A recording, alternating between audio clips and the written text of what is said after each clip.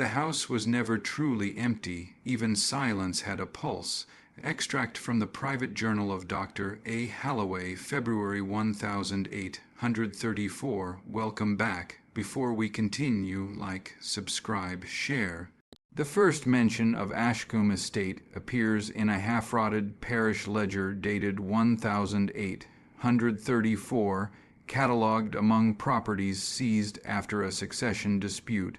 The entry is brief: Ashcombe, unfit for tenancy, reports of contagion. Yet the handwriting shifts midway through the line, as if the clerk refused to finish the word.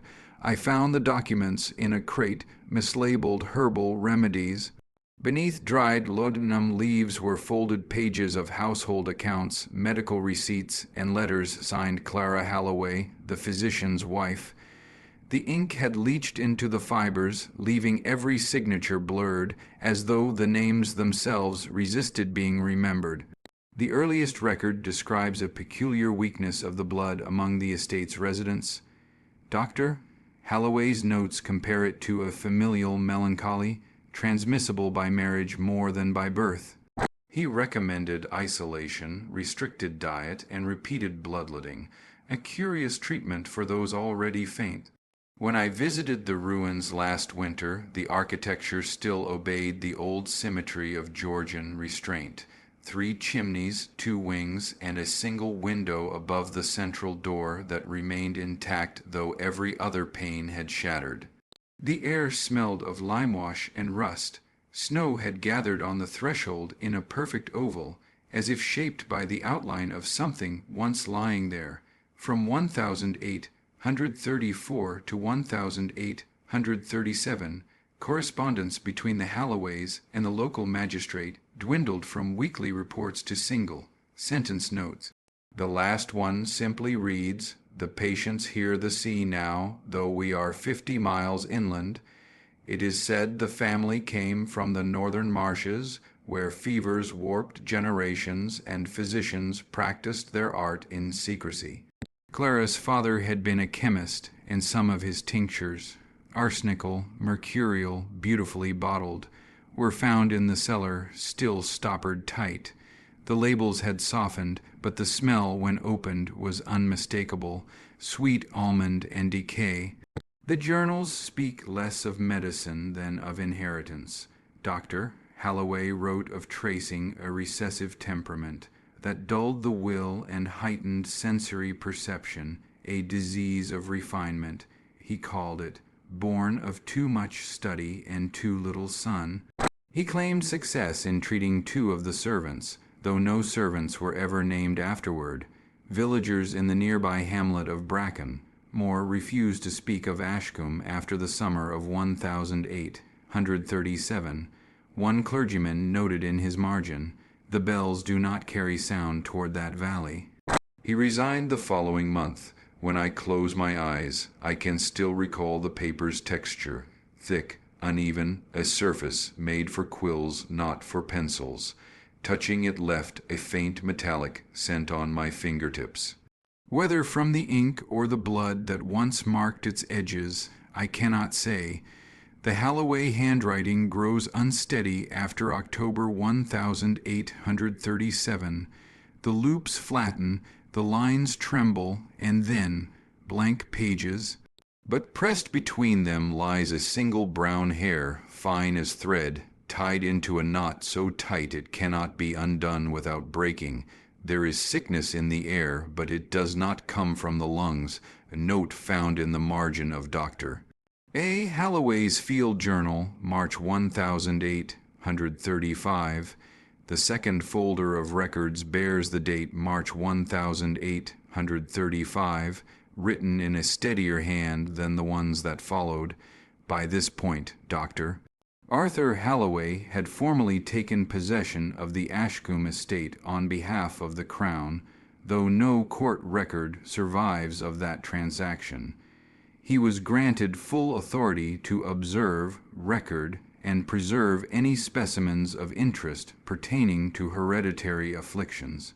At first, the documents speak clinically, measurements of pulse, temperature, and pupil dilation, diagrams of bone length, yet within weeks the notations turn. Personal, the doctor's tone shifts from detached curiosity to guarded affection. He refers to one subject simply as C.H., likely his wife, Clara, whose blood samples he describes as of remarkable translucence, as though the corpuscles had surrendered their hue. Clara's own letters, meanwhile, hint at quiet dread. In one, she writes, "The nights stretch long between heartbeats. Arthur speaks of progress, yet he keeps the lantern burning until dawn. I fear the light has become his only pulse." A second letter, undated but folded into the same envelope, contains only a single line in faded brown ink. He dreams with his eyes open.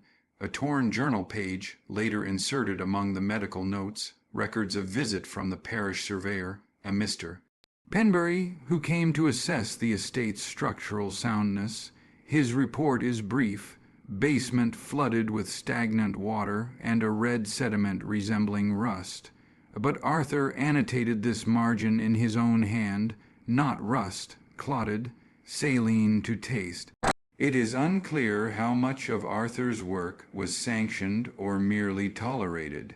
His experiments continued after his license was revoked by the Royal College of Physicians in late 1836 for unethical anatomical inquiry.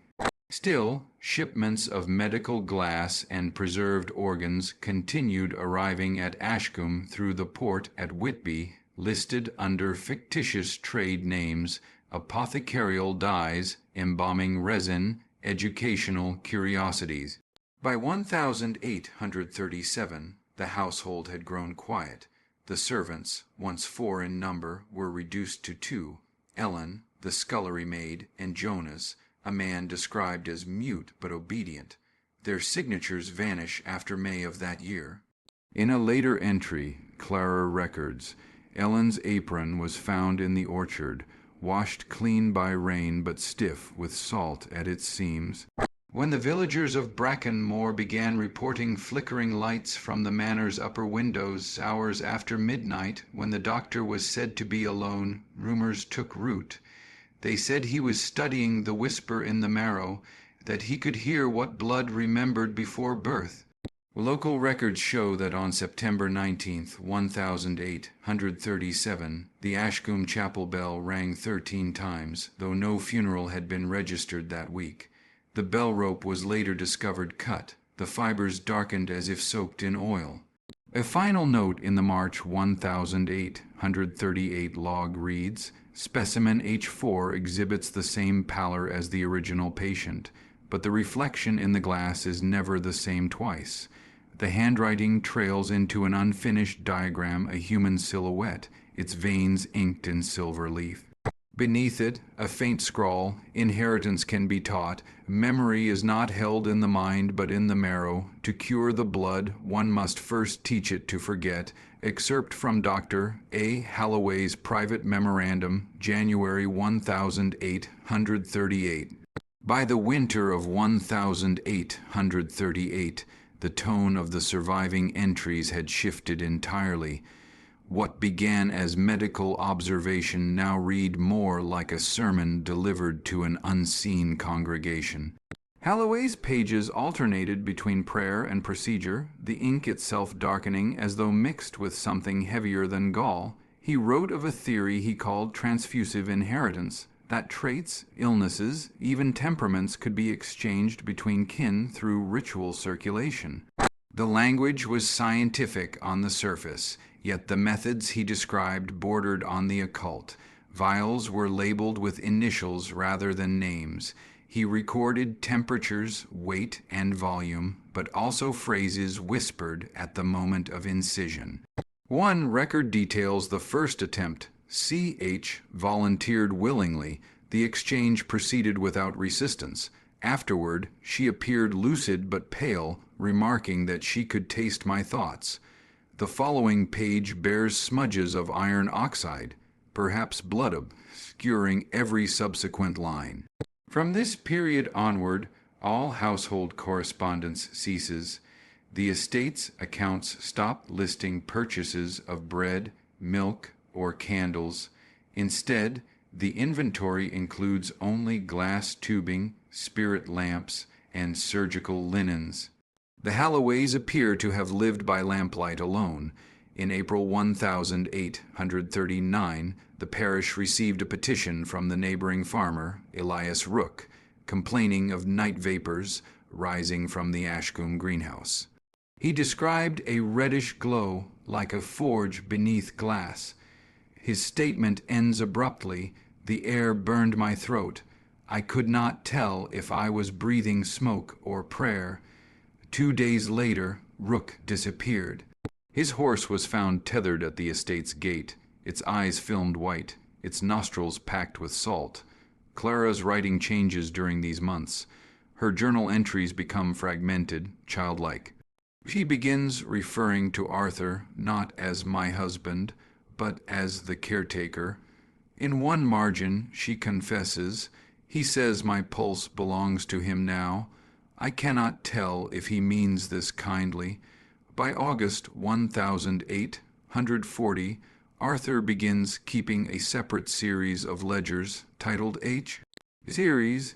Each entry lists a date, an hour, and a single observation, often no more than a sentence. 2:16 The specimen hums when placed near flame. 3:09 The shadow lags behind her movements by half a breath. 4:42 The left eye reflects daylight, even in darkness. The tone is neither boastful nor horrified, merely documentary. He writes like a man chronicling the weather, detached from the consequences of his own discovery. In October of that same year, a messenger from Whitby arrived at the manor, sent to deliver an unpaid debt notice. He was not seen again. The notice, however, was returned to the port ledger, sealed, unsigned, and marked in another hand, resolved. A final letter, undated, is found folded into the back of Clara's psalter. It is written in trembling script, the ink uneven as though the pen shook. He believes the blood listens. When he speaks, it answers in mine. I fear soon there will be no difference between the sound of his heart and the silence in my head. The rest of the page is blank except for a small brown thumbprint in the corner, child-sized, and pressed hard enough to dent the paper.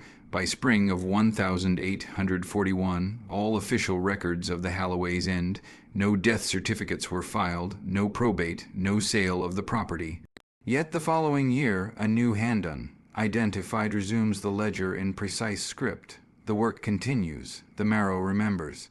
There are no ghosts here, only echoes that refuse to learn silence. Annotation in an anonymous ledger dated 1843. By 1843, the handwriting in the surviving documents no longer belongs to Arthur or Clara Halloway. The strokes are thinner, precise, almost mechanical.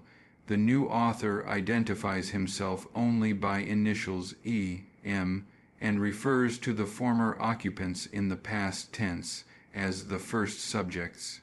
His first note reads, "Specimen traces remain viable, bone dust soluble in solution, subjects preserved not in death but in conversation with it, no signature, no credentials, only a seal pressed into the paper, a simple circle enclosing a crossbar resembling the alchemical symbol for salt." E.M. describes finding the estate as though vacated mid-breath. Tables still set, lamps half filled, anatomical sketches pinned to the nursery walls. He notes a small chair turned toward the hearth, the cushion indented as if someone had just risen. In the adjoining room, a jar marked C.H. No. 7 contained a clear fluid and a single lock of hair that floated upward when disturbed. The tone of his reports oscillates between awe and unease. He writes of resuming the circulatory observations using what remained of Halloway's instruments. One entry reads, "When exposed to heat, the tissue sings faintly. The note cannot be captured, though it vibrates through the jaw." In June 1844, E.M. recorded a discovery that he believed would complete the inheritance trials. He claimed that, through repeated transfusion, the essence of memory could migrate between generations, unanchored from bloodlines. The phrase he used was genealogical diffusion, but the tone of his notes soon falters.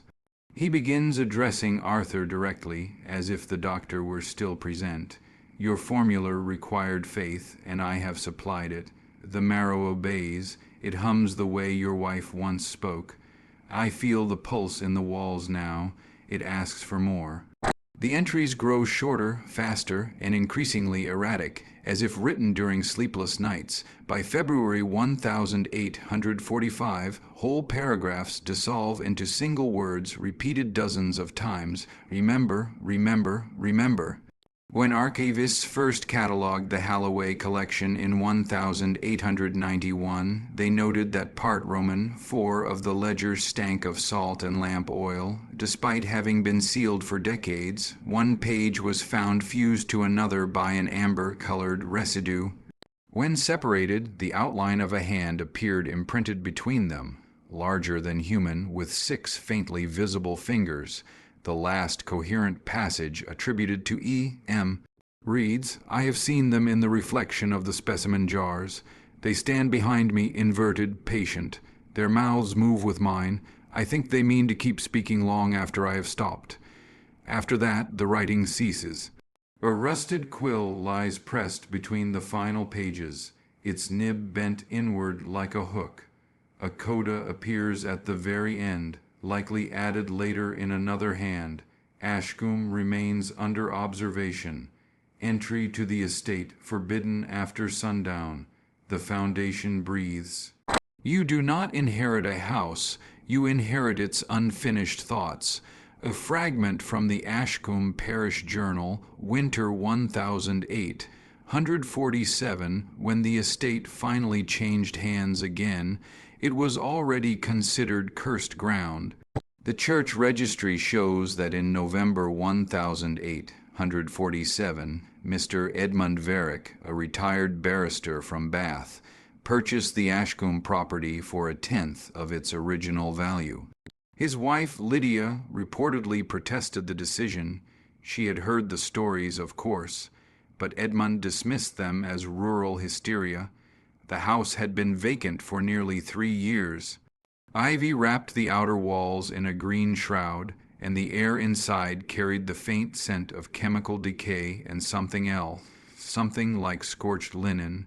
The Varricks moved in just before Christmas, bringing 2 servants and a small black spaniel named Morse. Within days, the servants quit.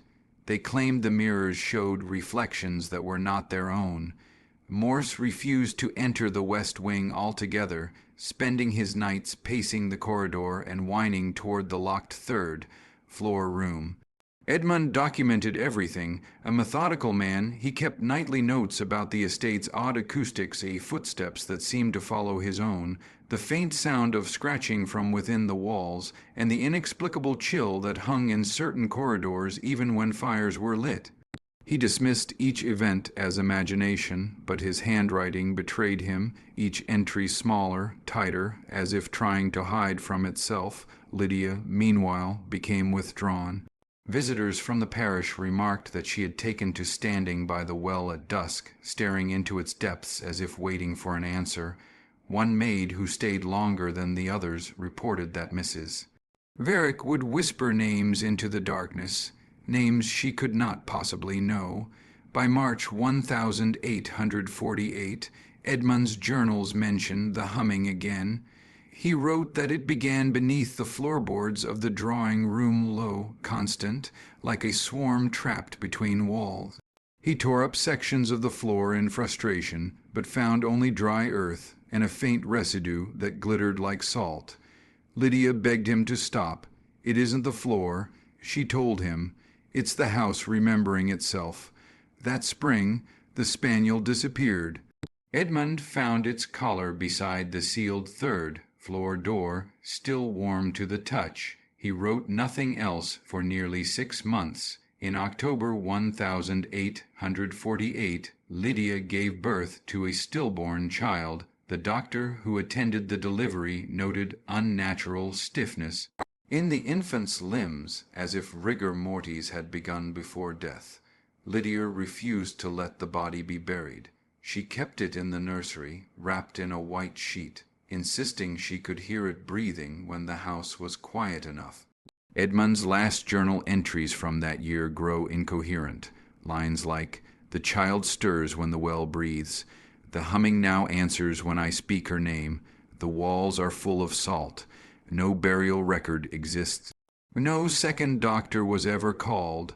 By the summer of 1850, neighbors noticed the Verricks had stopped attending church. When a parish warden visited the property in January 1852, he found the house deserted. The fires had long gone cold, but every candle holder contained a burned-out wick, and the third floor door, once sealed by law, stood open. Inside, the room was empty except for a single object placed precisely at its center, a glass jar half filled with clear fluid, a lock of dark hair suspended within, the label on its base, written in Edmund's cramped hand, "Read only, inheritance complete." The parish report concluded with a single line, "The estate to remain vacant until further order. The air tastes of salt. When a house has learned to hunger, no sermon can fill it." From the diary of Rev. Silas Brant, Ashcombe Parish, 1853. In February 1852, a letter arrived at the rectory of Ashcombe bearing no return seal, only the faint brown smudge of wax and the smell of iron. Inside were 3 folded pages, unsigned, unstamped, detailing what the parish warden had seen inside the Verrick house. The letter described the open door, the jar, and a hum that seemed to live inside the teeth. Reverend Silas Brant, newly appointed to the parish and determined to prove his rational faith against local superstition, took the letter as a test of resolve. Within a fortnight, he organized what he called a formal cleansing of the property. The group that accompanied him on March 6, 1852, consisted of himself, Dr. Langley, the physician who had attended Lydia Verrick's delivery, Mr. Carow, the magistrate's clerk, and 2 hired men from the neighboring farmstead to serve as witnesses and muscle. They entered at dawn. The air within the manor was stale and heavy, though every door and shutter had been opened weeks before. The drawing-room showed signs of neglect-trotting upholstery, overturned chairs, mildew spreading in circular blooms like dark eyes across the ceiling, but the deeper they went, the more it became apparent that neglect was not what they were smelling. It was something alive. Brant's account preserved in the parish archive until 1008. 170 describes an odor of brine and rust, as if the walls had been steeped in seawater and old blood. Dr. Langley reported the same sensation in his medical notebook, but added that the air caused mild dizziness and nosebleeds among the men. They pressed on to the 3rd floor.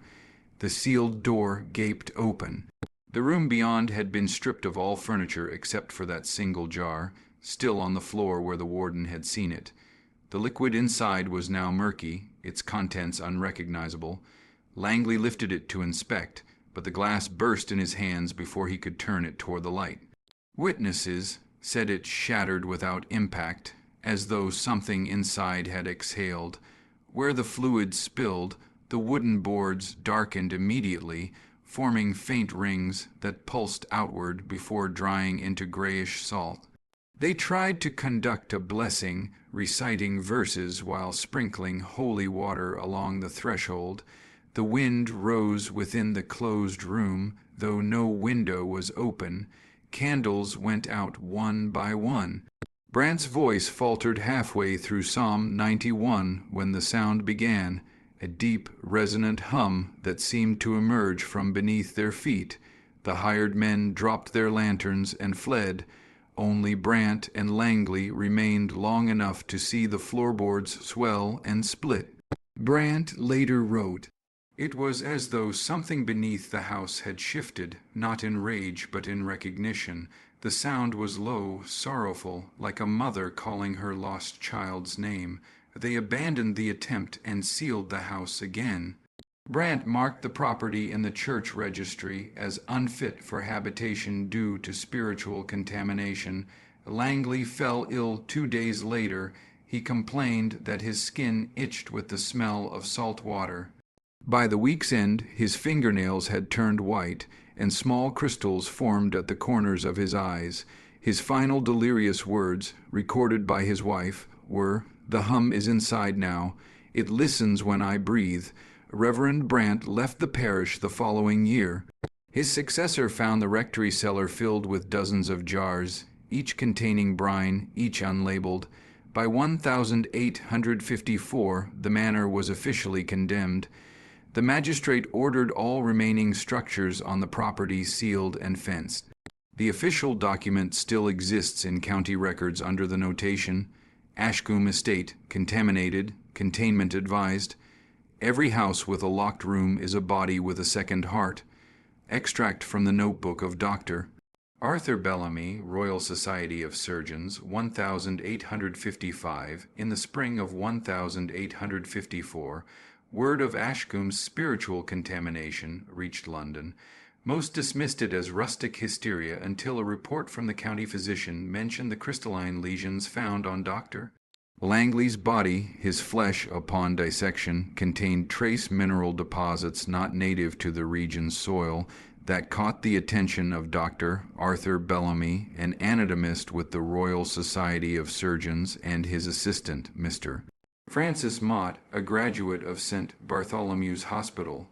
Both men had reputations for chasing phenomena others deemed unscientific curiosities. They arrived in June 1854, armed with field instruments, anatomical kits, and a conviction that what lingered at Ashcombe could be explained by biology, not theology. The manor was silent when they entered. Windows broken, ivy consuming the walls, the air cool and damp like an underground vault. They established a base in what had once been the dining hall and began their survey of decomposition. Bellamy's field log, discovered decades later in a locked trunk at the Society, describes meticulous experiments, soil samples, air composition tests, and measurements of electromagnetic variation, a novelty at the time. On the third night, Mott reported a vibration in the floor beneath the sealed upper chamber. It came in intervals, steady as a heartbeat. They broke open the boards in the drawing room where previous investigators had reported the scent of brine. Beneath, they found a cavity roughly 6 feet deep, lined with clay and salt deposits. Embedded within the earth was what Bellamy described as a structure resembling cartilage, but harder than bone and faintly translucent. He noted its pattern mirrored that of human rib formation, only inverted, as though the house itself were a body built from within. Mott, increasingly unsettled, begged to leave. Bellamy refused, declaring the find a marvel of biological persistence. That night, both recorded in separate journals hearing whispers through the walls, fragments of sentences spoken in a voice neither male nor female, neither near nor far. Bellamy's entry from June 17, 1854 reads, "It speaks like breath drawn through the sea. The salt is not corrosion but preservation. The varix may have transformed something living into the foundation itself." By the fourth week they discovered the well, the same one Lydia Varick had stared into nightly, had deepened unnaturally. The rope dropped farther than before. When Bellamy lowered a lantern, its light vanished after only a few seconds. From below came the sound of faint knocking, regular, deliberate. They retrieved fragments from the shaft, small bones, each encased in a crystal sheath. Upon cleaning, Bellamy realized the shapes were not animal. The curvature of one matched precisely the human stapes. The tiny bone within the ear, he wrote, "This place listens. The house is built to hear itself." 2 months later, Mott disappeared. His tent remained pitched beside the manor, his instruments untouched. The only trace was a trail of wet footprints leading from the well to the entrance of the sealed third floor room. Bellamy left the estate 3 days after, taking several jars of saline sediment for study. He presented his findings before a half-filled room in London that autumn, insisting the house was a biological construct of hereditary guilt and inherited anatomy. The society struck his name from the register for blasphemy against science. Bellamy was found dead in his study the following spring, 1856. His eyes had crystallized, and the floor beneath his desk was slick with salt water. In his last notes, a single line repeated 12 times, "The hum travels through blood." The Ashcombe estate remained untouched for years after, its ownership uncertain. Its story passed quietly between clerks and undertakers. Only the brine kept rising, even through sealed ground.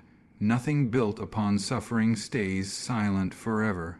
Marginal note found in the ledger of the Midlands Rail Company, 1863, when the Midlands Line proposed its northern expansion through Ashcombe in 1861. The manor's ruins stood directly on the surveyed route. The local surveyor, Mr. Henry Lowell, wrote to the county board requesting demolition, calling it an uninhabited relic of pestilence. No one contested the order. By early spring, workers began to clear the foundations. They found the walls unnaturally resistant, each stone fused with a grayish residue that dulled their tools.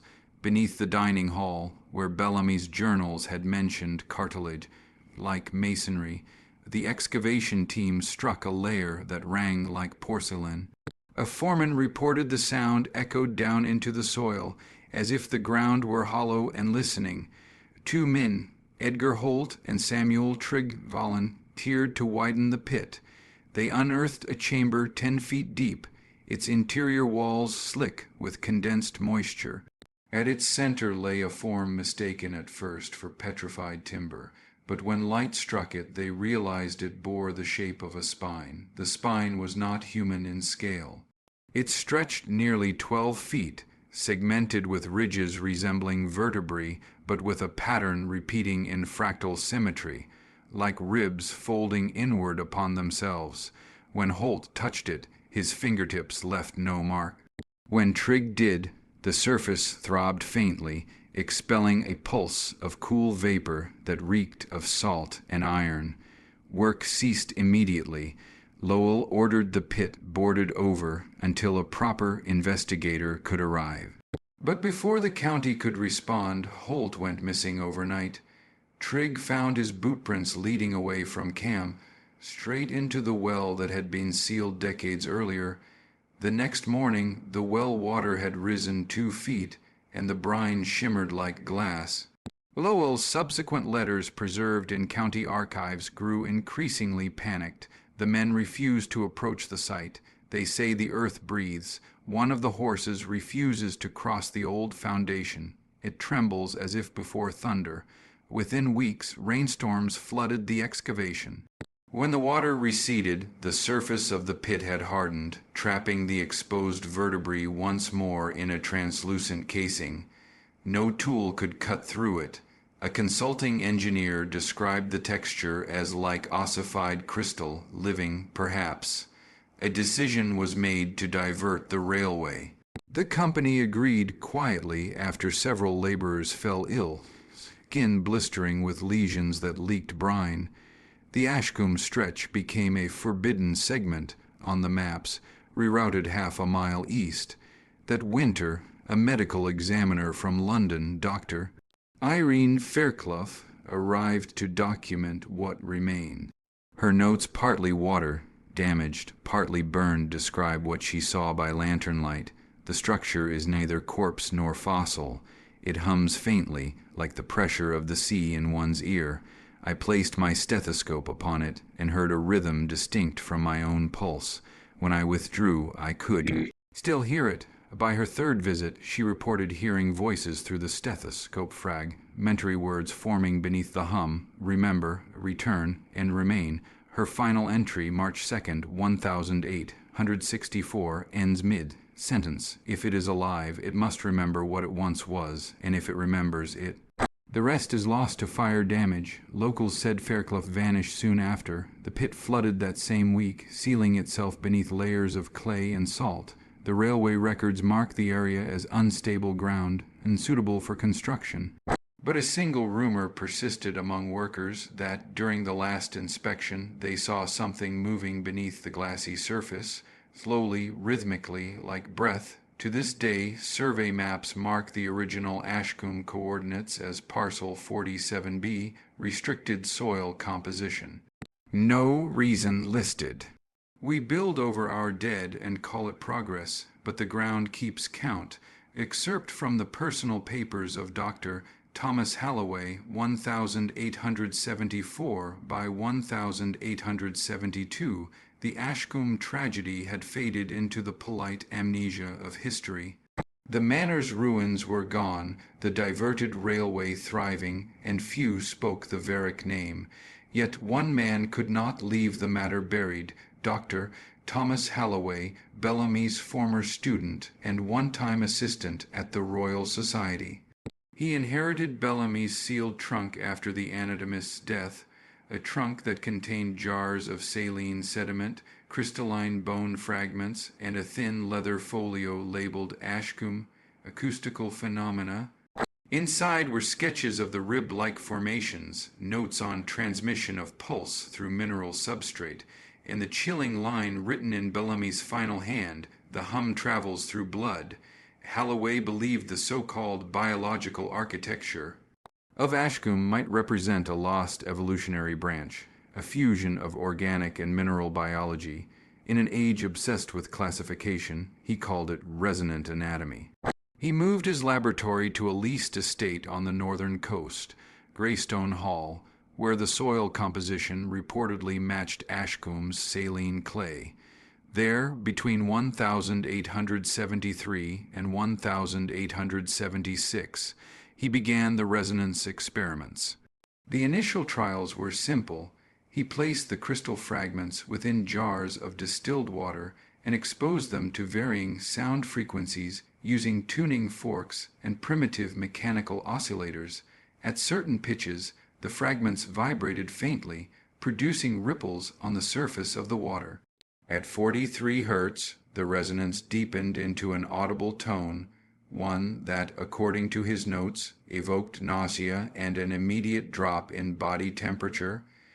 Halloway noted physiological effects in himself and his assistant, Mr.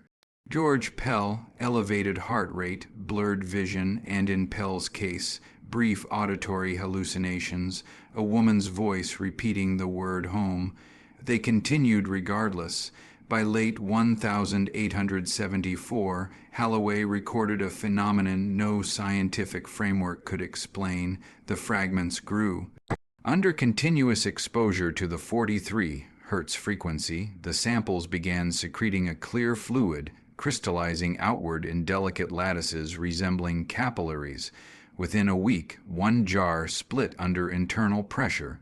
Halloway described the process with eerie detachment, growth observed only in the presence of sustained harmonic input.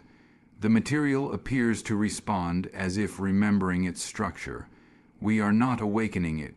We are allowing it to finish what it began. Pell's journals, found years later in a pawn trunk, tell a darker version. He claimed the sound persisted long after the machines were stopped, as if the air had memorized it. He woke at night to find condensation on the walls forming faint, branching patterns, veins of salt and water tracing the shape of a human ear. In December of that year, Pell vanished. Halloway's records note only, subject discharge due to instability, remaining work to be continued privately. But his handwriting deteriorates from that point forward, lines curling into spirals, margins filled with indecipherable notations. By 1876, the laboratory itself began to change. The glass of the jars fogged from within, though they were sealed. When light passed through them, it refracted into patterns resembling skeletal outlines, ribs, a spine, and something coiled at the base like a sleeping animal. Halloway wrote, "It hears me when I write. The hum aligns with the pulse in my left wrist." His final entry, June 19th, 1876, reads simply, "I have tuned the house. No further records exist.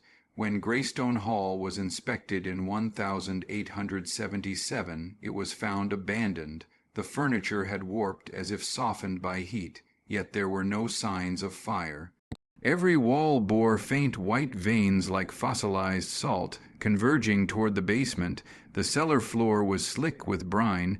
In its center stood a glass jar, empty, cracked open from the inside." Years later, a visiting professor cataloging Bellamy's and Halloway's papers noticed something strange. When he placed his stethoscope against the glass lid of the recovered jar, he heard a pulse, not mechanical, not echoing, living. And faint beneath it, the same word Pell had written in his delirium, home, "The earth forgets nothing, it only waits for us to listen again." Unsigned note found inside the sealed Halloway folio in 2021. A small construction team uncovered the edge of the old Midlands diversion trench near Ashcombe while laying fiber cable. The land had lain untouched for over a century, an unremarkable patch of damp soil bordered by hawthorn and skeletal birch. The team's report mentioned strange mineral veins, and a request for geological assessment was sent to Dr. Miriam Corbett, a lecturer from King's College London specializing in historical pathology. She arrived in mid-September, expecting sediment analysis. What she found instead mirrored the entries in Bellamy's and Halloway's journals, down to the texture. The strata glistened under artificial light, laced with veins of opaque crystal, forming clear anatomical shapes, the suggestion of ribs, cartilage, a spine bending gently toward the earth. When Corbett ran her hand across it, she noted in her recorder, "Feels warm." The hum came later. At first, it was only through the equipment, low-frequency interference distorting the audio logs. Then, late one evening, as she replayed Bellamy's digitized notes, the sound synchronized between the two sources, the old wax cylinder and the open trench. The same tone, identical pitch. Her colleague joked the field had remembered the recording. 2 days later, the trench filled with water overnight, not rain, brine. The diggers found their instruments corroded, their tools fused with crystalline growth. Corbett's tent lights flickered in rhythmic intervals, like a heartbeat measured by unseen lungs. She should have reported contamination, but fascination overruled fear. She wrote, "The soil is resonating. It responds to sound as if it were flesh." When she sent a soil sample to London, the courier never arrived. The tracking log ended halfway along the M40. Vehicle abandoned, engine off, doors locked from the inside. The box was empty. At the Ashcombe site, workers began complaining of migraines, tinnitus, and salt burns that refused to heal. Several resigned. Those who stayed claimed they heard murmuring beneath the ground whenever rain struck the surface. By late October, the trench had deepened without excavation. The earth sank in smooth, circular layers, as if the soil were breathing. Corbett's final transmission came October 29th, 2021. The pattern's complete. The hum is no longer outside. It's internal. I can feel it behind my sternum. Bellamy was right. It travels through blood. No one has seen her since. In December 2021, an environmental survey sealed the site indefinitely. The official report cites subsurface instability and chemical hazard, but locals still speak of faint sounds at night, an oceanic rhythm rising from beneath the fog, carrying with it the faintest whisper of human breath. They say if you press your ear to the ground on cold evenings, you'll hear it clearly, the pulse of something vast and patient, humming through the soil like the echo of an ancient lung drawing air after centuries of sleep. And sometimes, between the hum and the heartbeat, a single word surfaces, trembling through the earth like a name remembered too late, home. If it hears us still, it means it never stopped listening.